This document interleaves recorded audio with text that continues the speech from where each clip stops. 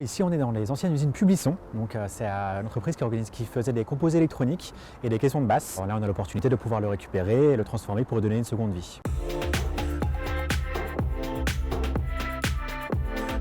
Ce projet est à l'origine de deux structures, donc Handcoats et Label Frisch. Donc moi je travaille pour Handcoats et en fait c'est deux structures qui sont spécialisées dans l'urbanisme transitoire et dans l'accompagnement de tiers-lieux culturels. On a signé un bail avec le propriétaire privé qui s'appelle Sopic. Il nous aide à financer les travaux. Donc on va faire un bâtiment mixte, donc un tiers-lieu culturel, et on voulait garder ce passé un petit peu du son, donc on l'a appelé le sample. Et le sample, il y a aussi un côté éprouvette, échantillon, et on veut vraiment faire de ce lieu un lieu éprouvette et thèse de l'urbanisme transition vertueux. Tout n'est pas prêt, mais c'est ça qui est intéressant aussi, donc allons voir.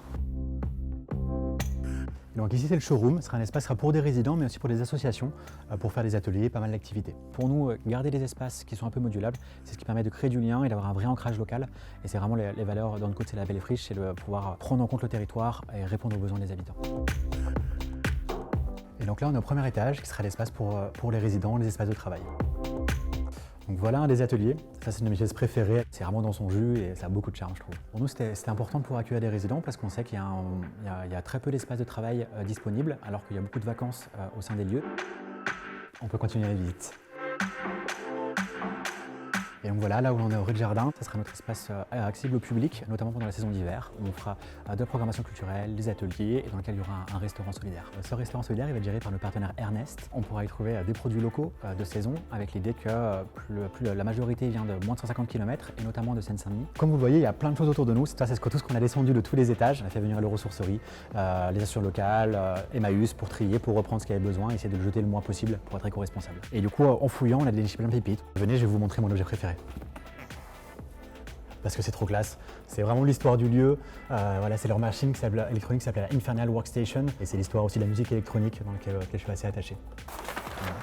Et ici on a Peter Dean, qui était du coup le créateur de Publison, qui était un grand trompettiste.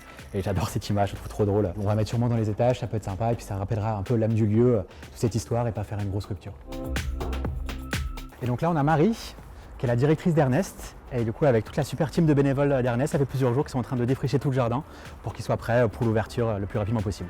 Donc là, on est au niveau du jardin et l'idée, c'est que ça fasse un grand espace de convivialité dans lequel on peut venir boire un verre, écouter un concert, voir une pièce de théâtre, faire des ateliers. Donc Ernest, il va faire le restaurant intérieur, mais aussi extérieur. Et l'idée, c'est qu'avec tout ce qu'ils vont faire, il y aura aussi beaucoup d'actions solidaires, la préparation de repas, d'aide alimentaire, des paniers légumes offerts pour les habitants. Donc voilà, les actions solidaires sont dans l'ADN d'Ernest et c'est aussi dans le nôtre et c'est pour ça qu'on voulait faire cette collaboration ensemble.